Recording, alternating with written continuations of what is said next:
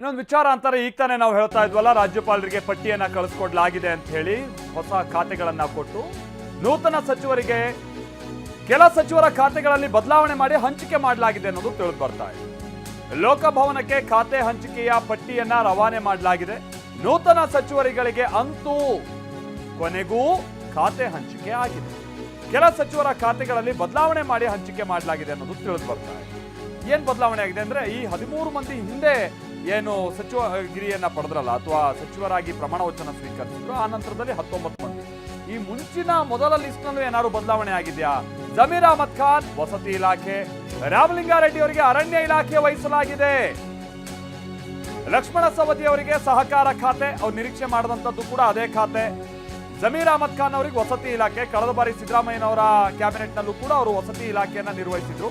But very interestingly, Ramalinga Reddy ಅವರು ಜಲಸಂಪನ್ಮೂಲ ಖಾತೆಯನ್ನ ಅವರು ನಿರ್ವಹಿಸೋದಕ್ಕೆ ಸ್ವಲ್ಪ ಅವ್ರಿಗೆ ಕಷ್ಟ ಆಗ್ತಾ ಇತ್ತು. ಕಾರಣಾಂತರ ವಯಸ್ಸಿನ ಕಾರಣದಿಂದಾಗಿ ಬಹಳ ಕಡೆ ಎಲ್ಲ ಅವರು ಓಡಾಡೋಕ್ಕೂ ಕೂಡ ಸಮಸ್ಯೆ ಆಗ್ತಾ ಇತ್ತು. ನನಗದು ಬೇಡ ಅನ್ನುವಂತಾನೆ ಹೇಳಿದ್ರು. ಬಟ್ ಅವ್ರು ನನಗೆ ಬೇಡ ಅಂತ ಹೇಳಿದ್ರು ಕೂಡ ಬೆಂಗಳೂರು ಅಭಿವೃದ್ಧಿ ಖಾತೆ ಮೇಲೆ ಅವರು ಕಣ್ಣಿಟ್ಟಿದ್ರು.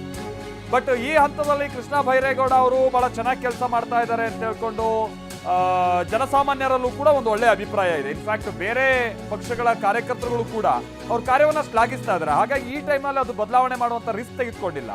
ಅರಣ್ಯ ಇಲಾಖೆ ಕೊಡಲಾಗಿದೆ. ಕಳೆದ ಬಾರಿ ಈಶ್ವರ್ ಖಂಡ್ರೆ ಅವರು ನಿರ್ವಹಿಸಿದ್ದರು. KH ಮುನಿಯಪ್ಪ ಅವರ ಖಾತೆ ಬದಲಾವಣೆ ಆಗಿದೆ. ಸಮಾಜ ಕಲ್ಯಾಣ ಆಹಾರ ಇಲಾಖೆಯವರಿದ್ರು.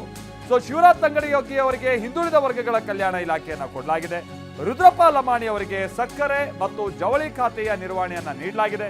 KH ಮುನಿಯಪ್ಪ ಅವರು ಆಹಾರ ಖಾತೆಯನ್ನ ವಹಿಸಿಕೊಂಡಂತವರು. ಈ ಬಾರಿಯೂ ಕೂಡ ಅವರಿಗೆ ಆಹಾರ ಖಾತೆಯನ್ನ ನೀಡಲಾಗಿತ್ತು. ಬಟ್ ಅದಕ್ಕೆ ಅವರು ಅಸಮಾಧಾನವನ್ನ ವ್ಯಕ್ತಪಡಿಸಿದ್ರು. ಜನಸಾಮಾನ್ಯರ ಜೊತೆಗೆ ಬೆರೆಯುವಂತ ಖಾತೆ ನನಗೆ ಬೇಕು ಅಂತ ಅವರು ಹೇಳಿದ್ರು. ಆ ಕಾರಣಕ್ಕಾಗಿನೇ ಬಹುಶಃ ಬಹಳ ದೊಡ್ಡ ಖಾತೆ ಸಮಾಜ ಕಲ್ಯಾಣ ಇಲಾಖೆಯ ಖಾತೆಯ ನಿರ್ವಹಣೆಯನ್ನ ಅವರಿಗೆ ನೀಡಲಾಗ್ತಾ ಇದೆ. ಶಿವರಾಜ್ ತಂಗಡಗಿ ಅವರು ಹೇಳಿ ಕೇಳಿ ಕಳೆದ ಬಾರಿ ಅವರು ಕನ್ನಡ ಮತ್ತು ಸಂಸ್ಕೃತಿ ಇಲಾಖೆಗೆ ಸಂಬಂಧಪಟ್ಟ ಹಾಗಿನ ಸಚಿವರಾಗಿದ್ದಂಥವರು. ಈ ಬಾರಿ ಅವರ ಖಾತೆಯೂ ಕೂಡ ಬದಲಾವಣೆ ಆಗಿದೆ. ರಿಜ್ವಾನ್ ಅರ್ಷಾದ್ ಆಹಾರ ಖಾತೆಯನ್ನ ನೀಡಲಾಗಿದೆ ಅನ್ನೋದು ಗೊತ್ತಾಗ್ತಾ ಇದೆ. PM ನರೇಂದ್ರ ಸ್ವಾಮಿ ಅವರಿಗೆ ಕೃಷಿ ಇಲಾಖೆಯನ್ನ ಕೊಡಲಾಗಿದೆ. ಸೊ ಅವರದೇ ಜಿಲ್ಲೆಯ ಚಲುವರಾಯ ಸ್ವಾಮಿ ಅವರು ಕಳೆದ ಬಾರಿ ಕೃಷಿ ಇಲಾಖೆಯನ್ನ ನಿರ್ವಹಿಸಿದ್ದರು. ಬಟ್ ಈ ಬಾರಿ ನರೇಂದ್ರ ಸ್ವಾಮಿ ಅವರಿಗೆ ಕೊಡಲಾಗಿದೆ ಈ ಖಾತೆಯನ್ನ ಅಂತೇಳಿ ತಿಳಿದು ಬರ್ತಾ ಇದೆ. ಅದಾದ ನಂತರದಲ್ಲಿ T ರಘುಮೂರ್ತಿ ಅವರಿಗೆ ST ಕಲ್ಯಾಣ ಖಾತೆಯ ನಿರ್ವಹಣೆಯ ಜವಾಬ್ದಾರಿಯನ್ನ ಕೊಡಲಾಗಿದೆ ಅಂತ ಹೇಳಿ ತಿಳಿದು ಬರ್ತಾ ಇದೆ. ಹೀಗೆ ನೂತನ 19 ಸಚಿವರುಗಳಿಗೆ ಯಾವ್ಯಾವ ಖಾತೆ ಅನ್ನೋದನ್ನ ನಾವು ನಿಮ್ಗೆ ಹೇಳ್ತಾ ಹೋಗ್ತಾ ಇದ್ದೀವಿ. ಈಗ ಆಮೇಲೆ ಇನ್ನೊಂದು ವಿಚಾರ ಅಂತ ಅಂದ್ರೆ, ಕಳೆದ 13 ಮಂದಿ ಏನು ಪದಗ್ರಹಣ ಆಗಿತ್ತಲ್ಲ, ಅವರ ಖಾತೆಯಲ್ಲೂ ಕೂಡ ಕೆಲ ಬದಲಾವಣೆಗಳಾಗಿದೆ. ಅದು ನಾವಿಲ್ಲಿ ವೆರಿ ಇಂಟ್ರೆಸ್ಟಿಂಗ್ಲಿ ನೋಡಬೇಕಾಗಿರುವಂಥದ್ದು. ಸಂತೋಷ್ ಲಾಡ್ ಕಳೆದ ಬಾರಿ ಕಾರ್ಮಿಕ ಇಲಾಖೆಯನ್ನ ನಿರ್ವಹಿಸಿದ್ದರು. ಈ ಬಾರಿಯೂ ಕೂಡ ಕಾರ್ಮಿಕ ಇಲಾಖೆಯ ಜವಾಬ್ದಾರಿಯನ್ನ ಕೊಡಲಾಗಿದೆ. ಶಿವರಾಜ್ ತಂಗಡಗಿ ಅವ್ರ ವಿಚಾರವಾಗಿ ನಾನು ಈಗ ತಾನೇ ಹೇಳ್ತಾ ಇದ್ದೆ. ಕಳೆದ ಬಾರಿ ಅವ್ರು ಯಾವ ಖಾತೆ ನಿರ್ವಹಿಸಿದ್ರು, ಈ ಬಾರಿ ಏನ್ ಖಾತೆ ಅಂತ. ಹಿಂದುಳಿದ ವರ್ಗಗಳ ಕಲ್ಯಾಣ ಇಲಾಖೆಯನ್ನು ಅವರಿಗೆ ಕೊಡಲಾಗಿದೆ. ಆಮೇಲೆ ರುದ್ರಪ್ಪ ಲಮಾಣಿ ಅವರಿಗೆ ಸಕ್ಕರೆ ಮತ್ತು ಜವಳಿ ಖಾತೆಯ ನಿರ್ವಹಣೆಯನ್ನ ಕೊಡಲಾಗಿದೆ. ಇದೊಂದು. ಸೊ ಪರಿಶಿಷ್ಟ ಪಂಗಡ ವರ್ಗಗಳ ಕಲ್ಯಾಣ ಇಲಾಖೆ. ಆಮೇಲೆ ಅಜಯ್ ಸಿಂಗ್ ಅವರಿಗೆ ಸಣ್ಣ ನೀರಾವರಿ ಕೊಡಲಾಗಿದೆ. ಒಂದು ಹಂತದಲ್ಲಿ ಅಜಯ್ ಸಿಂಗ್ ಅವರಿಗೆ ಅರಣ್ಯ ಖಾತೆ ಅಂತ ಹೇಳಲಾಗಿತ್ತು, ಬಟ್ ಇಲ್ಲ, ಸಣ್ಣ ನೀರಾವರಿ. ಬೃಹತ್ ಮತ್ತು ಮಧ್ಯಮ ನೀರಾವರಿ ಇಲಾಖೆ ಚಲುವರಾಯ ಸ್ವಾಮಿ ಅವರ ಪಾಲಾಗಿದೆ. ಮಧು ಬಂಗಾರಪ್ಪ ಅವರಿಗೆ ಯಥಾ ಪ್ರಕಾರವಾಗಿ ಪ್ರಾಥಮಿಕ ಶಿಕ್ಷಣ ಇಲಾಖೆ ಮುಂದುವರೆದಿದೆ. ಚಲುವರಾಯ ಸ್ವಾಮಿ ಅವರಿಗೆ ತಮ್ಮ ಖಾತೆಯಲ್ಲಿ ಹೆಚ್ಚಿನ ಜವಾಬ್ದಾರಿ ಕೊಟ್ಟಿರೋದನ್ನ ಈಗ ನಾವು ನೋಡ್ತಾ ಇದ್ದೀವಿ. ಅದು ಬೃಹತ್ ನೀರಾವರಿ ಯೋಜನೆಗೆ ಸಂಬಂಧಪಟ್ಟ ಹಾಗಿನ ಅಥವಾ ಬೃಹತ್ ಹಾಗೆ ಮಧ್ಯಮ ನೀರಾವರಿ ಯೋಜನೆಯನ್ನ ಅಥವಾ ಜಲಸಂಪನ್ಮೂಲ ಇಲಾಖೆಯನ್ನ ಚಲುವರಾಯ ಸ್ವಾಮಿ ಅವರಿಗೆ ಕೊಡಲಾಗಿದೆ. ಸಣ್ಣ ನೀರಾವರಿ ಇಲಾಖೆಯ ಜವಾಬ್ದಾರಿಯನ್ನ ಅಜಯ್ ಸಿಂಗ್ ಅವರಿಗೆ ಕೊಡಲಾಗಿದೆ. ಚಲುವರಾಯ ಸ್ವಾಮಿ ಅವರಿಗೆ ಕಳೆದ ಬಾರಿ ಕೃಷಿ ಇಲಾಖೆಯನ್ನ ಕೊಡಲಾಗಿತ್ತು. ಕೃಷಿ ಇಲಾಖೆ ಏನಿದೆಯಲ್ಲ ಅದನ್ನ ಈ ಬಾರಿ ನರೇಂದ್ರ ಸ್ವಾಮಿ ಅವರಿಗೆ ಕೊಡಲಾಗಿದೆ. ಸೊ ಜಮೀರ್ ಅಹಮದ್ ಖಾನ್ ಯಥಾ ಪ್ರಕಾರವಾಗಿ ವಸತಿ ಇಲಾಖೆಯ ನಿರ್ವಹಣೆಯನ್ನ ಅವರು ನಿರ್ವಹಿಸ್ತಾರೆ. HC ಬಾಲಕೃಷ್ಣ ಅವರಿಗೆ ಪೌರಾಡಳಿತ ಖಾತೆಯನ್ನ ನೀಡಲಾಗಿದೆ. ಸೊ ಹೀಗೆ ಕೆಲ ಬದಲಾವಣೆಗಳಾಗಿರೋದನ್ನ ನೀವಿಲ್ಲಿ ನೋಡ್ತಾ ಇದ್ದೀರಾ. ನೂತನ ಸಚಿವರುಗಳು ಯಾರ್ಯಾರು ಯಾವ್ಯಾವ ಖಾತೆ. ಆಮೇಲೆ ಇನ್ನೊಂದು ವಿಚಾರ ಅಂತಂದ್ರೆ, ಇವರಿಗೆಲ್ಲ ಕೆಲವು ಜವಾಬ್ದಾರಿಯನ್ನು ವಹಿಸಲಾಗಿತ್ತು ಅಲ್ಲಿ ಇಲ್ಲಿ ಅಂತೆಲ್ಲ ಅವ್ರು ಓಡಾಡ್ತಾ ಇದ್ರು. ಬಟ್ ಅದೇನೇ ಇದ್ರೂ ಕೂಡ ಅಂದ್ರೆ ಬರ ನಿರ್ವಹಣೆಗೆ ಸಂಬಂಧಪಟ್ಟ ಹಾಗೆ ಅಥವಾ ಕೆಲ ಕಡೆ ಅತಿವೃಷ್ಟಿಗೆಲ್ಲ ಸಂಬಂಧಪಟ್ಟಂಗೆ, ಬಟ್ ಅದೇನೇ ಇದ್ರೂ ಕೂಡ ಖಾತೆ ಹಂಚಿಕೆ ಆಗದೆ ಇರುವಂಥದ್ದು ಯಾಕೋ ಸರಿ ಹೋಗ್ತಿಲ್ಲ ಅನ್ನುವಂಥದ್ದನ್ನ ಸರ್ಕಾರದ ಮಟ್ಟದಲ್ಲೇ ಬಹಳ ಬೇಸರ ವ್ಯಕ್ತ ಆಗ್ತಾ ಇತ್ತು. ಸೊ ಇನ್ನು ಬಿ ನಾಗೇಂದ್ರ ಅವರಿಗೆ ಕೂಡ ಖಾತೆ ಹಂಚಿಕೆ ಆಗಿದೆ. ಬಾಲಕೃಷ್ಣ ಅವರಿಗೆ ಸಂಬಂಧಪಟ್ಟಂಗೆ ಪೌರಾಡಳಿತ, ಅದನ್ನು ನಾನು ಈಗ ತಾನೇ ಹೇಳಿದೆ, ಮುನ್ಸಿಪಲ್ ಅಡ್ಮಿನಿಸ್ಟ್ರೇಷನ್, ಜೊತೆಗೆ ನರೇಂದ್ರ ಸ್ವಾಮಿ ಅವರಿಗೆ ಅಗ್ರಿಕಲ್ಚರ್ ಕೊಡಲಾಗಿದೆ. ರಿಜ್ವಾನ್ ಅರ್ಷಾದ್ ಅವರಿಗೆ ಆಹಾರ ಇಲಾಖೆಯ ಜವಾಬ್ದಾರಿಯನ್ನು ವಹಿಸಲಾಗಿದೆ. ಎಸ್ ಮಲ್ಲಿಕಾರ್ಜುನ್ ಅವರಿಗೆ ಮತ್ತೆ ಅವರಿಗೆ ಹಾರ್ಟಿಕಲ್ಚರ್ ಡಿಪಾರ್ಟ್ಮೆಂಟ್ ಜವಾಬ್ದಾರಿಯನ್ನು ಕೊಡಲಾಗಿದೆ. ಜೊತೆಗೆ ಮೈನ್ಸ್ ಆ್ಯಂಡ್ ಜಿಯಾಲಜಿಗೆ ಸಂಬಂಧಪಟ್ಟಂಗೆ UT ಖಾದರ್ ಅವರಿಗೆ ಆರೋಗ್ಯದ ಜೊತೆಗೆ ಈಗ ಹಜ್ ಹಾಗೆ ವಕ್ಫ್ ಜವಾಬ್ದಾರಿಯನ್ನು ಕೂಡ ಅವ್ರು ನಿರ್ವಹಿಸಬೇಕಿದೆ. ಇನ್ನು ಉನ್ನತ ಶಿಕ್ಷಣ ಇಲಾಖೆಯನ್ನ ಬಸವರಾಜ ರಾಯರೆಡ್ಡಿ ಅವರಿಗೆ ವಹಿಸಲಾಗಿದೆ ಅಂತಲೂ ಕೂಡ ಗೊತ್ತಾಗ್ತಾ ಇದೆ. ಆಮೇಲೆ ಹಿಂದೆ ಮಂಕಾಳು ವೈದ್ಯ ಅವರು ನಿರ್ವಹಿಸಿದಂಥ ಖಾತೆಯನ್ನ ಅವರು ಈ ಬಾರಿ ಬಸವಂತಪ್ಪ ಅವರಿಗೆ ಕೊಡಲಾಗಿದೆ ಮೀನುಗಾರಿಕಾ ಇಲಾಖೆಯ ಹೊಣೆಯನ್ನ. ಸೊ ಹೀಗೆ ಕೆಲ ಬದಲಾವಣೆಗಳನ್ನು ನೀವು ಇಲ್ಲಿ ಗಮನಿಸ್ತಾ ಹೋಗ್ಬೋದು. ಮಧು ಬಂಗಾರಪ್ಪ ಅವರಿಗೆ ಯಥಾ ಪ್ರಕಾರವಾಗಿ ಪ್ರಾಥಮಿಕ ಮತ್ತು ಪ್ರೌಢ ಶಿಕ್ಷಣ ಇಲಾಖೆ, ಎಸ್ ಮಲ್ಲಿಕಾರ್ಜುನ್ ಅವರಿಗೆ ಗಣಿ ಮತ್ತು ಭೂವಿಜ್ಞಾನ ಇಲಾಖೆಯ ಜವಾಬ್ದಾರಿ ಕೂಡ ಇದೆ. ಎನ್ ಚಲುವರಾಯಸ್ವಾಮಿ ಅವರಿಗೆ ಜಲಸಂಪನ್ಮೂಲ ಇಲಾಖೆ, ಆಮೇಲೆ ಜಮೀರ್ ಅಹಮದ್ ಖಾನ್ ಅವರಿಗೆ ವಸತಿ ಇಲಾಖೆ, ಪುಟ್ಟರಂಗ ಶೆಟ್ಟಿ ಅವರಿಗೆ ಪಶುಸಂಗೋಪನೆ ಮತ್ತು ರೇಷ್ಮೆ ಇಲಾಖೆಯನ್ನ ಕೊಡಲಾಗಿದೆ. ಕಳೆದ ಬಾರಿ ವೆಂಕಟೇಶ್ ಅವರು ನಿರ್ವಹಿಸಿದ್ದಂತಹ ಖಾತೆ. ಆಮೇಲೆ ಉನ್ನತ ಶಿಕ್ಷಣ ಇಲಾಖೆಗೆ ಸಂಬಂಧಪಟ್ಟ ಹಾಗೆ ಕಳೆದ ಬಾರಿ ಸುಧಾಕರ್ ಅವರು ನಿರ್ವಹಿಸಿದಂಥ ಖಾತೆ, ಈ ಬಾರಿ ಆ ಜವಾಬ್ದಾರಿಯನ್ನ ನಾನು ಆಗ್ತಾನೆ ಹೇಳಿದಾಗೆ ಬಸವರಾಜ ರಾಯರೆಡ್ಡಿ ಅವರಿಗೆ ನೀಡಲಾಗಿದೆ. ಲಕ್ಷ್ಮಣ ಸವದಿ ಅವರಿಗೆ ಸಹಕಾರ ಇಲಾಖೆಯನ್ನ ನೀಡಲಾಗಿದೆ. HC ಮಹದೇವಪ್ಪನವರು ನಿರ್ವಹಿಸಿದಂಥ ಖಾತೆ ಸಮಾಜ ಕಲ್ಯಾಣ ಖಾತೆ, ಈ ಬಾರಿ ಮುನಿಯಪ್ಪನವರಿಗೆ ಕೊಡಲಾಗಿದೆ. ರಾಮಲಿಂಗಾರೆಡ್ಡಿ ಹಾಗೆ ಮುನಿಯಪ್ಪನವರ ಖಾತೆಯಲ್ಲಿ ಬದಲಾವಣೆ ಆಗಿದೆ. ಅಂದ್ರೆ ಮೊದಲ ಹಂತದಲ್ಲಿ 13 ಮಂದಿ ಯಾರ್ಯಾರು ಪದಗ್ರಹಣ ಮಾಡಿದ್ರಲ್ಲ ಅವರಲ್ಲಿ 2 ಬದಲಾವಣೆ ಆಗಿರೋದನ್ನ ನೀವಿಲ್ಲಿ ನೋಡ್ತಾ ಇದ್ರ. ಮುನಿಯಪ್ಪ ಅವರಿಗೆ ಆಹಾರ ಖಾತೆಯ ಬದಲು ಸಮಾಜ ಕಲ್ಯಾಣ ಖಾತೆಯನ್ನ ಕೊಡಲಾಗಿದೆ. ಆಹಾರ ಖಾತೆಯನ್ನ ರಿಜ್ವಾನ್ ಅರ್ಷಾದ್ ಅವರಿಗೆ ಕೊಡಲಾಗಿದೆ. ರಾಮಲಿಂಗಾರೆಡ್ಡಿ ಅವರು ಜಲಸಂಪನ್ಮೂಲ ಅವರು ನಿರ್ವಹಿಸ್ತಾ ಇದ್ರಲ್ಲ, ಜಲಸಂಪನ್ಮೂಲವನ್ನ ಈ ಬಾರಿ ಮಂಡ್ಯದ ಚಲುವರಾಯಸ್ವಾಮಿ ಅವರಿಗೆ ಕೊಡಲಾಗಿದೆ. ಆಮೇಲೆ ಈ ಕಡೆಗೆ ಅವರಿಗೆ ಅರಣ್ಯ ಇಲಾಖೆಯ ನಿರ್ವಹಣೆಯನ್ನು ವಹಿಸೋದಕ್ಕೆ ಕೊಡಲಾಗಿದೆ. ಕಳೆದ ಬಾರಿ ಅರಣ್ಯ ಇಲಾಖೆಯನ್ನು ನಿರ್ವಹಿಸಿದಂಥವರು ಖಂಡ್ರೆ ಅವರು. ಸೊ ಈ ಬಾರಿ ಖಂಡ್ರೆ ಅವರಿಗೂ ಕೂಡ ಬದಲಾವಣೆ ಆಗಿದೆ. ನೀವು ಅದು ಮೊದಲ ಹಂತದಲ್ಲೇ ಆಲ್ರೆಡಿ ಆಗಿದೆ ಆ ಬದಲಾವಣೆ ಎಲ್ಲ. ಸೊ ಈ ಸಣ್ಣ ಪುಟ್ಟ ಬದಲಾವಣೆಗಳಾಗಿರೋದನ್ನ ನೀವು ಇಲ್ಲಿ ಗಮನಿಸ್ತಾ ಇದ್ದೀರಾ. ರಘುಮೂರ್ತಿ ಅವರಿಗೆ ಪರಿಶಿಷ್ಟ ಪಂಗಡಗಳ ಕಲ್ಯಾಣ ಇಲಾಖೆಯ ಜವಾಬ್ದಾರಿಯನ್ನ, ಶಿವರಾಜ ತಂಗಡಗಿಗೆ ಅವರಿಗೆ ಹಿಂದುಳಿದ ವರ್ಗಗಳ ಕಲ್ಯಾಣ ಇಲಾಖೆ ಹಾಗೆ ಕನ್ನಡ ಮತ್ತು ಸಂಸ್ಕೃತಿ ಇಲಾಖೆಯ ಜವಾಬ್ದಾರಿಯನ್ನ, ಬಿ ನಾಗೇಂದ್ರ ಅವರಿಗೆ ಯೋಜನೆ ಮತ್ತು ಸಾಂಖ್ಯಿಕ ಇಲಾಖೆಯನ್ನು ಕೊಡಲಾಗಿದೆ.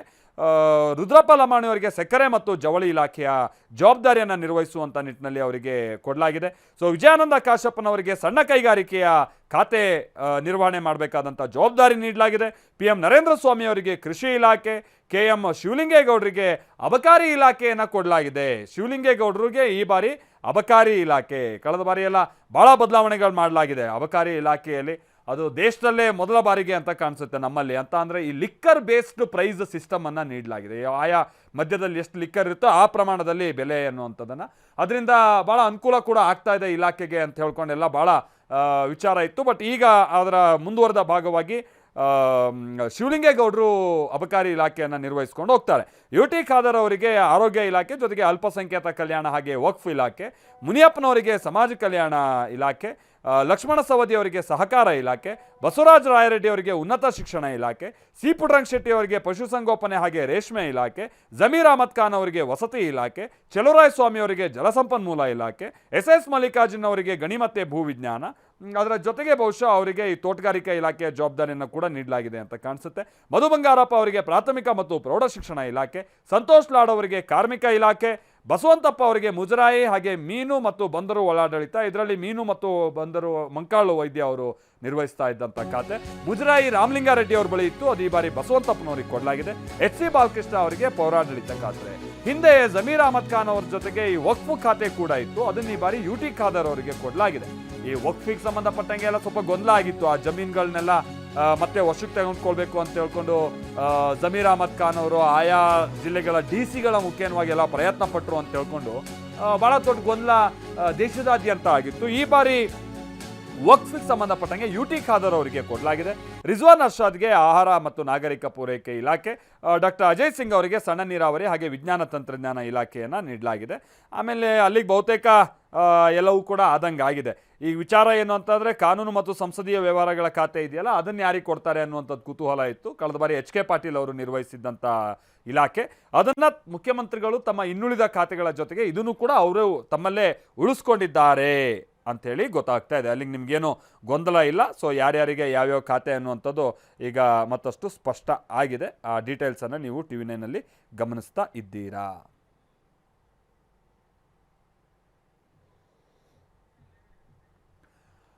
ಪ್ರಸನ್ನ ನಮ್ಮ ಪ್ರತಿನಿಧಿ ಇದಕ್ಕೆ ಸಂಬಂಧಪಟ್ಟಂಗೆ ಮತ್ತಷ್ಟು ಡೀಟೇಲ್ಸ್ ಅನ್ನು ಕೊಡ್ತಾರೆ. ನಮ್ಮ ಜೊತೆಗೆ ನೇರ ಸಂಪರ್ಕದಲ್ಲಿ ಜಾಯ್ನ್ ಆಗ್ತಾ ಇದ್ದಾರೆ. ಪ್ರಸನ್ನ, ಬಹುತೇಕ ಮಧ್ಯಾಹ್ನದ ಸಂದರ್ಭದಲ್ಲಿ TV9 ಈ ವಿಚಾರವನ್ನ ಬ್ರೇಕ್ ಮಾಡಿತ್ತು. ಸ್ವಲ್ಪ ಬದಲಾವಣೆಗಳನ್ನ ಮಾಡಿದಂತ ರೀತಿಯಾಗಿ ಕಂಡು ಬರ್ತಾ ಇದೆ. ಓವರಾಲ್ ಆಗಿ ಈ ಪಟ್ಟಿಯನ್ನ ನೀವು ನೋಡಿದಂಥ ಸಂದರ್ಭದಲ್ಲಿ ಹೇಗೆ ಅಳೆದು ತೂಗಿ ಒಂದು ಮಾನದಂಡವನ್ನ ಫಿಕ್ಸ್ ಮಾಡಿಕೊಂಡು ಈ ಖಾತೆಗಳನ್ನ ಹಂಚಿಕೆ ಮಾಡಿದ್ದಾರೆ ಅಂತ, ಬಹುಶಃ ಇದಾದ ನಂತರ ಯಾರಿಗಾರು ಗೊಂದಲ ಇದೆಯಾ ಅಥವಾ ಅಸಮಾಧಾನ ಮತ್ತೊಂದು ಏನಾದರೂ ಚಾನ್ಸಸ್ ಇದೆಯಾ? Over to you Prasanna. Malatesh, ಬೆಳಗಿನಿಂದಲೂ ಕೂಡ ಸಾಕಷ್ಟು ಗೊಂದಲಗಳಾಗಿದ್ದಾವೆ. ಆ ಗೊಂದಲಗಳನ್ನ ಹೇಗೆ ವಿಶ್ಲೇಷಣೆ ಮಾಡಬೇಕು, ಹೇಗೆ ರಾಜ್ಯದ ಜನ ಅರ್ಥ ಮಾಡ್ಕೋಬೇಕು ನಮಗಂತೂ ಗೊತ್ತಾಗ್ತಾ ಇಲ್ಲ. ಯಾಕೆಂದ್ರೆ ಗಂಟೆಗೊಂದು ಗಳಿಗೆಗೊಂದು ಹೆಸರುಗಳನ್ನ ಬದಲಾಯಿಸುವಂತದ್ದು, ಖಾತೆಗಳನ್ನ ಬದಲಾಯಿಸುವಂತ ಪ್ರಕ್ರಿಯೆ ಬೆಳಗಿಂದಲೂ ಕೂಡ ನಿರಂತರವಾಗಿ ನಡೆದಿದೆ. ಅಂತಿಮವಾಗಿ DK ಶಿವಕುಮಾರ್ ಅವರು ತಾನು ಪಟ್ಟಿಯನ್ನ ಕಳಿಸಿದ್ದೀನಿ ಅಂತ ಹೇಳಿದ್ರು ಕೂಡ ಲೋಕಭವನಕ್ಕೆ ಪಟ್ಟಿ ತಲುಪಿರುವಂತದ್ದು ಈಗ ಅರ್ಧ ಗಂಟೆ ಮುಂಚೆ. ಈಗ ಲೋಕಭವನಕ್ಕೆ ತಲುಪಿರುವಂತಹ ಪಟ್ಟಿಯನ್ನ ರಾಜ್ಯಪಾಲರು ಒಂದು ರೀತಿ ಪರಿಶೀಲನೆಯನ್ನ ನಡೆಸಿ ಅಂತಿಮವಂತ ಮುದ್ರೆಯನ್ನ ಹಾಕ್ತಾರೆ. ಅಳೆದು ತೂಗಿ ನಿಜ ಖಾತೆಗಳ ಹಂಚಿಕೆಯಾಗಿದೆ ಅನ್ನುವಂಥದ್ದು ಸತ್ಯ. ಯಾಕೆಂದ್ರೆ ಈ ಹಿಂದೆ ಹಂಚಿಕೆಯಾಗಿದ್ದಂತಹ ಖಾತೆಗಳ ಬಗ್ಗೆ ಹಿರಿಯ ಸಚಿವರಿಗೆ ಸಾಕಷ್ಟು ಅಪಸ್ವರಗಳಿತ್ತು, ಬೇಸರಗಳಿತ್ತು. ಅದರಲ್ಲಿ ಪ್ರಮುಖವಾಗಿ KH ಮುನಿಯಪ್ಪ ಮತ್ತು ರಾಮಲಿಂಗಾರೆಡ್ಡಿ ಅವರು ತನಗೆ ಬೆಂಗಳೂರು ನಗರಾಭಿವೃದ್ಧಿ ಬೇಕು ಅಂತೇಳಿ ಪಟ್ಟು ಹಿಡಿದಿದ್ರು. ಆದ್ರೆ ಅವ್ರನ್ನ ಜಲಸಂಪನ್ಮೂಲ ಖಾತೆಗೆ ಒಪ್ಪಿಸುವಂತ ಪ್ರಯತ್ನಗಳಾಯ್ತು. ಜಲಸಂಪನ್ಮೂಲ ಖಾತೆಯಲ್ಲೂ ಕೂಡ ಅವರು ಕಾರ್ಯವನ್ನ ಪ್ರಾರಂಭವನ್ನ ಮಾಡಿದ್ರು. ಆದ್ರೆ ಈಗ ಲೋಕಭವನ ತಲುಪಿರುವಂತಹ ಪಟ್ಟಿಯಲ್ಲಿ ರಾಮಲಿಂಗಾರೆಡ್ಡಿ ಅವರ ಖಾತೆ ಸಂಪೂರ್ಣವಾಗಿ ಬದಲಾಗಿದೆ. ಜಲಸಂಪನ್ಮೂಲ ಬದಲಾಗಿ ಅವರಿಗೆ ಅರಣ್ಯ ಮತ್ತು ಪರಿಸರ ಖಾತೆಯನ್ನ ಅವರಿಗೆ ವಹಿಸಲಾಗಿದೆ. ಅರಣ್ಯ ಮತ್ತು ಪರಿಸರ ಖಾತೆಯ ಬಗ್ಗೆ ರಾಮಲಿಂಗಾರೆಡ್ಡಿ ಅವರಿಗೆ ನಿಜಕ್ಕೂ ಕೂಡ ಆಸಕ್ತಿ ಇತ್ತಾ ಅಥವಾ ಅವರೇ ಕೇಳಿ ಪಡ್ಕೊಂಡಿರುವಂತಹ ಖಾತೆನ ಈಗ ಕೊಟ್ಟಿರುವಂತಹ ಅರಣ್ಯ ಮತ್ತು ಪರಿಸರ ಖಾತೆಯ ಬಗ್ಗೆ ಅವರಿಗೆ ಸಹಜವಾದಂತಹ ಸಮಾಧಾನ ಇದೆಯಾ? ಅದು ಇನ್ನಷ್ಟೇ ಗೊತ್ತಾಗಬೇಕಾಗಿದೆ. KH ಮುನಿಯಪ್ಪ ಅವರು ಆಹಾರ ಖಾತೆಯನ್ನು ನಿಭಾಯಿಸ್ತಾ ಇದ್ರು. ಅವರಿಗೆ ಆ ಖಾತೆಯ ಬಗ್ಗೆ ಎಳ್ಳಷ್ಟು ಆಸಕ್ತಿ ಇರಲಿಲ್ಲ. ಅವರು ತನಗೆ ಸಮಾಜ ಕಲ್ಯಾಣ ಖಾತೆಯೇ ಬೇಕು ಅಂತ ಪಟ್ಟನ್ನ ಹಿಡಿದಂತಹ ಕಾರಣಕ್ಕೋಸ್ಕರ ಅವರು ಬಿಟ್ಟಂತಹ ಆಹಾರ ಖಾತೆಯನ್ನ ರಿಜ್ವಾನ್ ಅರ್ಷದ್ ಅವರೇ ಹೆಗಲಿಗೆ ಹೊರಿಸಲಾಗಿದೆ. ಸಮಾಜ ಕಲ್ಯಾಣ ಖಾತೆ ಯಾರಿಗೆ ಕೊಡಬೇಕು ಅನ್ನುವಂತಹ ಪ್ರಶ್ನೆ ಬಂದಾಗ ನರೇಂದ್ರ ಸ್ವಾಮಿ ಮತ್ತು KH ಮುನಿಯಪ್ಪ ಹಾಗೂ ಶಿವರಾಜ್ ತಂಗಡಗಿ ಮೂವರ ನಡುವೆ ಒಂದು ಪೈಪೋಟಿಯೇ ನಡೆದಿತ್ತು. ಅಂತಿಮವಾಗಿ ದಲಿತ ಎಡಗೈ ಸಮುದಾಯದ ಪ್ರಬಲ ನಾಯಕರಾಗಿರುವಂತಹ KH ಮುನಿಯಪ್ಪ ಅವರು ಸಮಾಜ ಕಲ್ಯಾಣ ಖಾತೆಯನ್ನ ಪಡೆದುಕೊಳ್ಳೋದ್ರಲ್ಲಿ ಯಶಸ್ವಿಯಾಗಿದ್ದಾರೆ. ಬೆಳಗ್ಗೆ ಮಾಧ್ಯಮಗಳಿಗೆ ಸಿಕ್ಕಂತಹ ಪಟ್ಟಿಯಲ್ಲಿ ಅಥವಾ ಮುಖ್ಯಮಂತ್ರಿಗಳ ಕಚೇರಿಯಿಂದ ಹೊರಬಂದಂತಹ ಪಟ್ಟಿಯಲ್ಲಿ ಅರಣ್ಯ ಖಾತೆ ಅಜಯ್ ಸಿಂಗ್ ಅವರ ಪಾಲಾಗಿತ್ತು. ಆದ್ರೆ ಇದೀಗ ಅರಣ್ಯ ಖಾತೆಯನ್ನ ಬದಲಾಯಿಸಿ ಅಜಯ್ ಸಿಂಗ್ ಅವರಿಗೆ ಬೇರೆ ಖಾತೆಯನ್ನ ನೀಡಲಾಗಿದೆ. ಉನ್ನತ ಶಿಕ್ಷಣ ಇಲಾಖೆಯ ಯಾರ ಪಾಲಾಗುತ್ತೆ ಅನ್ನುವಂಥದ್ರ ಬಗ್ಗೆ ದೊಡ್ಡ ಕುತೂಹಲ ಇತ್ತು. ಯಾಕೆಂದ್ರೆ ಬಸವರಾಜ ರಾಯರೆಡ್ಡಿ ಅವರು ತನಗೆ ಮುಖ್ಯಮಂತ್ರಿಗಳ ಬಳಿ ಇರುವಂತಹ ಹಣಕಾಸು ಖಾತೆ ಕೊಡಿ ಎನ್ನುವಂತಹ ಅಭಿಪ್ರಾಯವನ್ನು ಹೊಂದಿದ್ರು. ಆದ್ರೆ ಉನ್ನತ ಶಿಕ್ಷಣ ಇಲಾಖೆ ಬಸವರಾಜ ರಾಯರೆಡ್ಡಿ ಅವರ ಪಾಲಾಗಿದೆ. ಸಹಜವಾಗಿ ಉನ್ನತ ಶಿಕ್ಷಣ ಇಲಾಖೆಯ ಬದಲು ಅವರಿಗೆ ಕಾನೂನು ಮತ್ತು ಸಂಸದೀಯ ವ್ಯವಹಾರಗಳ ಖಾತೆಯನ್ನ ಕೊಡಬಹುದು ಅನ್ನುವಂತಹ ಚರ್ಚೆಗಳು ಜೋರಾಗಿ ನಡೆದಿತ್ತು.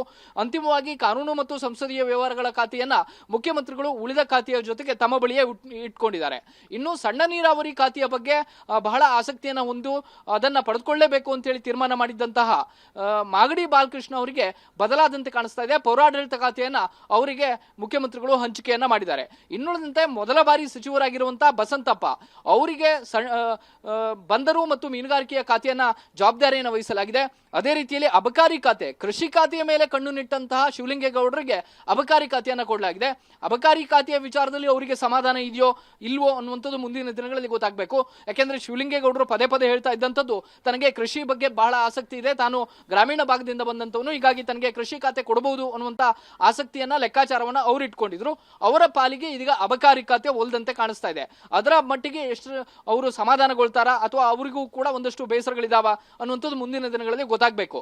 ಇನ್ನುಳಿದಂತೆ ಚಲರಾಯಸ್ವಾಮಿ ಅವರಿಗೆ ಜಲಸಂಪನ್ಮೂಲ ಖಾತೆಯ ಜವಾಬ್ದಾರಿಯನ್ನು ವಹಿಸಿದ್ದಾರೆ. ಮಂಡ್ಯ ಭಾಗದಲ್ಲಿ ಹೇಳಿ ಕೇಳಿ ನೀರಾವರಿಯ ಸಮಸ್ಯೆಗಳು ಹೆಚ್ಚಾಗಿದ್ದಾವೆ. ಕಾವೇರಿ ನೀರಿನ ಸಮಸ್ಯೆಗಳಿಗೆ ಪದೇ ಪದೇ ಕಾನೂನಾತ್ಮಕ ಅಂಶಗಳ ಮೊರೆ ಹೋಗಬೇಕಾಗುತ್ತೆ ಮತ್ತು ಮಂಡ್ಯ ಭಾಗದ ರೈತರ ಆಗ್ರಹಗಳು ಕೂಡ ಬೇರೆ ಬೇರೆ ರೀತಿಯಲ್ಲಿ ಇದ್ದೇ ಇರುತ್ತೆ. ಉತ್ತರ ಕರ್ನಾಟಕ ಭಾಗದಲ್ಲೂ ಇರುವಂತಹ ನೀರಾವರಿ ಯೋಜನೆಗಳ ವಿಚಾರ ಮತ್ತು ಹಳೆ ಮೈಸೂರು ಭಾಗದ ನೀರಾವರಿ ಯೋಜನೆಗಳ ವಿಚಾರ, ಈ ಎರಡನ್ನೂ ಕೂಡ ಅರ್ಥ ಮಾಡ್ಕೊಳ್ಳೋದಕ್ಕೆ ತಾನು ಸೂಕ್ತ ಅನ್ನುವಂತಹ ಅಭಿಪ್ರಾಯಕ್ಕೆ ಬಂದಿದ್ದಂತಹ ಚಲರಾಯಸ್ವಾಮಿ ಅವರು ಮುಖ್ಯಮಂತ್ರಿಗಳ ಬಳಿ ವಸತಿ ಮತ್ತು ಜಲಸಂಪನ್ಮೂಲ ಕೊಡಿ ಅನ್ನುವಂತ ಬೇಡಿಕೆಯನ್ನು ಇಟ್ಟಿದ್ರು. ವಸತಿ ಸಹಜವಾಗಿಯೇ ಜಮೀರ್ ಅವರಿಗೆ ಹೋಗಿದೆ. ಅವರು ಈ ಹಿಂದೆಯೂ ಕೂಡ ಜಮೀರ್ ಅಹಮದ್ ಖಾನ್ ಅವರು ವಸತಿ ಖಾತೆಯನ್ನು ನಿಭಾಯಿಸಿದ್ರು. ಅವರ ಪಾಲಿಗೆ ವಸತಿ ಖಾತೆ ಹಾಗೆ ಉಳ್ಕೊಂಡಿದೆ. ಚಲರಾಯಸ್ವಾಮಿ ಅವರು ವಸತಿ ಖಾತೆ ಬದಲಿಗೆ, ಕೃಷಿ ಬದಲಿಗೆ ಅವರಿಗೆ ಜಲಸಂಪನ್ಮೂಲ ಖಾತೆಯನ್ನು ವಹಿಸಲಾಗಿದೆ. ಹೀಗಾಗಿ ಮಂಡ್ಯ ಭಾಗದ ರೈತರಿಗೆ ಸ್ವಲ್ಪ ಅನುಕೂಲ ಮಾಡಿಕೊಡೋದಕ್ಕೆ ಏನ್ ಮಾಡಬಹುದು ಅದನ್ನ ಮುಖ್ಯಮಂತ್ರಿಗಳು ಮಾಡಿದಂತೆ ಕಾಣಿಸ್ತಾ ಇದೆ. ಇನ್ನುಳಿದಂತೆ ಹಳೆಯ ಸಚಿವರ ಕೆಲವು ಖಾತೆಗಳು ಹಾಗೆ ಮುಂದುವರೆದಿದ್ದಾವೆ. ಜಮೀರ್ ಅವರಿಗೆ ಅವರದೇ ಖಾತೆ ಮುಂದುವರಿತು. ಇನ್ನುಳಿದಂತೆ ಸಂತೋಷ್ ಲಾಡ್ ಅವರಿಗೂ ಕೂಡ ಈ ಹಿಂದೆ ಅವರು ಕಾರ್ಮಿಕ ಇಲಾಖೆಯನ್ನು ನಿಭಾಯಿಸಿದ್ರು. ಅದರಲ್ಲಿ ಮಾಡಿದಂತ ಅವರ ಪ್ರಗತಿ ಮತ್ತು ಪರಿಶೀಲನೆಯ ಆಧಾರದ ಮೇಲೆ ಅದೇ ಖಾತೆಯನ್ನ ಮುಂದುವರಿಸೋದಕ್ಕೆ ಮುಖ್ಯಮಂತ್ರಿಗಳು ಕೂಡ ತೀರ್ಮಾನವನ್ನ ತೆಗೆದುಕೊಂಡಿದ್ದಾರೆ. ಬೆಳಗ್ಗೆಯಿಂದ ಸಂಜೆಯ ತನಕವೂ ಕೂಡ ಈ ಖಾತೆಯ ಹಂಚಿಕೆ ವಿಚಾರದಲ್ಲಿ ಸಾಕಷ್ಟು ಕಸರತ್ತುಗಳಾಗಿದ್ದಾವೆ. ಪದೇ ಪದೇ ಖಾತೆಗಳನ್ನ ಬದಲಾಯಿಸುವಂತಹ ವಿಚಾರದಲ್ಲಿ ಮುಖ್ಯಮಂತ್ರಿಗಳು ಮತ್ತು ರಾಜ್ಯ ಕಾಂಗ್ರೆಸ್ ಉಸ್ತುವಾರಿ ಸುರ್ಜೇವಾಲಾ ಅವರು ಕಮ್ಯುನಿಕೇಶನ್ ನಲ್ಲಿ ನಿರಂತರವಾಗಿ ಇದ್ರು ಅನ್ನುವಂತ ಮಾಹಿತಿ ಲಭ್ಯವಾಗ್ತಾ ಇದೆ. ನಿನ್ನೆ ತಡರಾತ್ರಿಯ ತನಕವೂ ಕೂಡ ಈ ಕಸರತ್ತುಗಳು ನಡೆದಿತ್ತು. ಬೆಳಗ್ಗೆ 10-10:30 ವೇಳೆಗೆ ಮಾಧ್ಯಮಗಳಿಗೆ ಒಂದು ಪಟ್ಟಿ ಹೊರಬಂದಂತ ಸಂದರ್ಭದಲ್ಲಿ ಆ ಪಟ್ಟಿಯನ್ನ ನೋಡಿ ಕೆಲವೊಂದಿಷ್ಟು ಸಚಿವರು ತಮಗೆ ಖಾತೆಯನ್ನ ಬದಲಾಯಿಸಿಕೊಡಿ ಅನ್ನುವಂತ ಆಗ್ರಹವನ್ನು ಕೂಡ ಮಾಡಿ ಮುಖ್ಯಮಂತ್ರಿಗಳ ಮೊರೆ ಹೋಗಿದ್ರು. ಅದರಲ್ಲಿ 6-7 ಮಂದಿ ಸಚಿವರಿಗೆ ಯಾವ ಖಾತೆಯನ್ನ ಕೊಡಬೇಕು ಅನ್ನೋ ಬಗ್ಗೆ ಒಂದು ಅಂತಿಮವಾದಂತಹ ತೀರ್ಮಾನ ಆಗಿರಲಿಲ್ಲ. ಸಂಜೆಯ ವೇಳೆಗೆ ಇದೀಗ ಅಂತಿಮವಾದಂತಹ ಪಟ್ಟಿಯನ್ನ ಲೋಕಭವನಕ್ಕೆ ರವಾನೆಯನ್ನ ಮಾಡಲಾಗಿದೆ. ರಾಜ್ಯಪಾಲರ ಟೇಬಲ್ಗೆ ಅಂತೂ ಇಂತೂ ಹೋಗಿ ಈ ಖಾತೆಗಳ ಪಟ್ಟಿ ತಲುಪಿದೆ. ಇನ್ನು ಕೆಲವೇ ಕ್ಷಣಗಳಲ್ಲಿ ಲೋಕಭವನದಲ್ಲೂ ಕೂಡ ಅಧಿಕೃತವಾದಂತಹ ಪಟ್ಟಿ ಹೊರಬೀಳುವಂತಹ ಸಾಧ್ಯತೆಗಳಿದ್ದಾವೆ. ಇದರಲ್ಲಿ ಇನ್ನೊಂದು ಗಮನಿಸಬೇಕಾದಂತ ವಿಚಾರ, ನಾಗೇಂದ್ರ ಅವರಿಗೆ ಸಚಿವ ಸ್ಥಾನವನ್ನ ಕೊಡಲೇಬಾರದು ಅಂತ ಹೇಳಿ ಆಗ್ರಹವನ್ನ ವಿರೋಧ ಪಕ್ಷಗಳು ಮಾಡ್ತಾ ಇದ್ದಾವೆ. ನಾಳೆಯಿಂದ ಅಧಿವೇಶನ ಪ್ರಾರಂಭ ಆಗ್ತಾ ಇದೆ. ಅಲ್ಲಿಯೂ ಕೂಡ ನಾಗೇಂದ್ರ ಅವರ ವಿರುದ್ಧ ಅವರನ್ನ ಸಚಿವ ಸ್ಥಾನದಿಂದ ಕೆಳಗಿಳಿಸಬೇಕು ಅನ್ನುವಂತ ಆಗ್ರಹವನ್ನ ಮಾಡಿಕೊಂಡು ವಿರೋಧ ಪಕ್ಷಗಳು ದೊಡ್ಡ ಮಟ್ಟಿಗಿನ ಹೋರಾಟವನ್ನ ಮಾಡೋದಕ್ಕೆ ತೀರ್ಮಾನವನ್ನ ತೆಗೆದುಕೊಂಡಿವೆ. ಅಂತ ನಾಗೇಂದ್ರ ಅವರಿಗೆ ಇದೀಗ ಸಾಂಖ್ಯಿಕ ಮತ್ತು ಯೋಜನೆ ಇಲಾಖೆಯನ್ನ ಕೊಡಲಾಗಿದೆ. ಅಂದ್ರೆ ಪ್ರಮುಖವಾದಂತಹ ಖಾತೆ ಹೌದಾದ್ರೂ ಕೂಡ ಎಲ್ಲ ಒಂದ್ ಕಡೆ ಲೈಮ್ ಲೈಟ್ ಅಲ್ಲಿ ಇರುವಂತಹ ಖಾತೆ ಅದಲ್ಲ. ಹಿಂದೆ ಡಿ ಸುಧಾಕರ್ ಅವರು ಅದನ್ನ ನಿಭಾಯಿಸ್ತಾ ಇದ್ರು. ಎಷ್ಟರ ಮಟ್ಟಿಗೆ ಅಂದ್ರೆ ಡಿ ಸುಧಾಕರ್ ಅವರು ಖಾತೆಯನ್ನ ಹೊಂದಿದಾರೋ ಇಲ್ವೋ, ಅವರು ಸಚಿವರು ಹೌದು ಅಲ್ವಂತ ಅಷ್ಟರ ಮಟ್ಟಿಗೆ ಅವರು ಲೈಮ್ ಲೈಟ್ ಅಲ್ಲಿ ಇರಲಿಲ್ಲ. ಈಗಲೂ ಕೂಡ ನಾಗೇಂದ್ರ ಅವ್ರನ್ನ ಅದೇ ರೀತಿಯ ಖಾತೆಯನ್ನ ಕೊಡಲಾಗಿದೆ. ಯೋಜನೆ ಮತ್ತು ಸಾಂಖ್ಯಿಕ ಖಾತೆಯನ್ನ ಕೊಡೋ ಮೂಲಕ ಯಾವುದೇ ಕಾರಣಕ್ಕೂ ಕೂಡ ಅವರು ಲೈಮ್ ಲೈಟ್ ಅಲ್ಲಿ ಇರಬಾರದು ಅನ್ನುವಂತ ನಿಟ್ಟಿನಲ್ಲಿ ಪ್ಲಾನ್ ಮಾಡದಂತೆ ಕಾಣಿಸ್ತಾ ಇದೆ. ಇನ್ನುಳಿದಂತೆ ಶಿವರಾಜ್ ತಂಗಡಿಗೆ ಅವರು ಅದೇ ಖಾತೆಗೆ ಸಮಾಧಾನಗೊಳ್ತಾರ ಅನ್ನುವಂಥದ್ದು ಕೂಡ ಮುಂದಿನ ದಿನಗಳಲ್ಲಿ ಗೊತ್ತಾಗಬೇಕು. ಯಾಕೆಂದ್ರೆ ಅವರಿಗೂ ಕೂಡ ಬೇರೆ ಬೇರೆ ಪ್ರಬಲ ಖಾತೆಗಳ ಮೇಲೆ ಕಣ್ಣಿತ್ತು. ನರೇಂದ್ರ ಸ್ವಾಮಿ ಅವರು ಕೂಡ ಸಮಾಜ ಕಲ್ಯಾಣ ಖಾತೆಯ ಮೇಲೆ ಕಣ್ಣನ್ನು ನೆಟ್ಟಿದ್ರು. ಅವರಿಗೆ ಕೃಷಿ ಖಾತೆಗೆ ತೃಪ್ತಿ ಪಟ್ಕೊಳ್ಬೇಕಂತ ಒಂದು ಅವಕಾಶ ಬಂದೊದಗಿದೆ. ಈ ಅವಕಾಶಗಳ ಬಗ್ಗೆ ಎಷ್ಟರ ಮಟ್ಟಿಗೆ ಅಭಿಪ್ರಾಯಗಳು, ಸಮಾಧಾನದ ಅಭಿಪ್ರಾಯಗಳು ಅಥವಾ ಬೇಸರದ ಅಭಿಪ್ರಾಯಗಳು, ಒಟ್ಟಿನಲ್ಲಿ ಒಂದಂತೂ ಹೊರ ಬಂದೇ ಬರುತ್ತೆ. ನಾಳೆಯಿಂದ ಮಳೆಗಾಲದ ಅಧಿವೇಶನ ಪ್ರಾರಂಭ ಆಗುತ್ತೆ. ಇವತ್ತು ಖಾತೆ ಹಂಚಿಕೆ ಅಂತಿಮ ಆಗ್ತಾ ಇರೋದ್ರಿಂದಾಗಿ ನಾಳೆ ಅಧಿವೇಶನ ಪ್ರಾರಂಭ ಆಗ್ತಾ ಇರುವಂತಹ ಸಂದರ್ಭದಲ್ಲಿ ಸಚಿವರು ಹೇಗೆ ತಮ್ಮ ತಮ್ಮ ಇಲಾಖೆಗಳನ್ನ ಸೂಕ್ತವಾಗಿ ನಿಭಾಯಿಸ್ತಾರೆ ಅನ್ನುವಂಥದ್ದು ಬಹಳ ಇಂಟ್ರೆಸ್ಟಿಂಗ್. ಒಂದು ಕಡೆ ಮುಖ್ಯಮಂತ್ರಿಗಳು ಈಗಾಗಲೇ ಹಿರಿಯ ನಾಯಕರ ಸಭೆಯನ್ನು ಕರೆದಿದ್ದಾರೆ. ಪ್ರಸನ್ನ ಜಸ್ಟ್ ಹೋಲ್ಡ್, ಪ್ರಸನ್ನ ಮಾತನಾಡ್ತೀನಿ, ನಿಮ್ ಜೊತೆ ಮಾತನಾಡ್ತೀನಿ.